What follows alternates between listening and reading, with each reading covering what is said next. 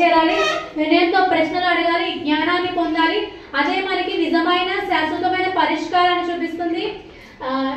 సంతృప్తికరమైన సంతోషకరమైన జీవితాన్ని ఎలా పొందాలి, ఎలా ఆనందంగా జీవించాలి మనకి చెప్తుంది అన్నమాట. సో అందుకని ప్రతి ఒక్కరు ఖచ్చితంగా గురువుని కలిగి ఉండాలి.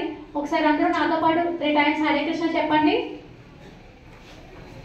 హరే కృష్ణ హరే కృష్ణ కృష్ణ హరే హరే, హరే రామ హరే రామ రామ రామ హరే హరే, హరే కృష్ణ హరే కృష్ణ కృష్ణ కృష్ణ హరే హరే, హరే రామ హరే రామ రామ రామ హరే హరే, హరే కృష్ణ హరే కృష్ణ కృష్ణ కృష్ణ హరే హరే, హరే రామ హరే రామ రామ రామ హరే హరే.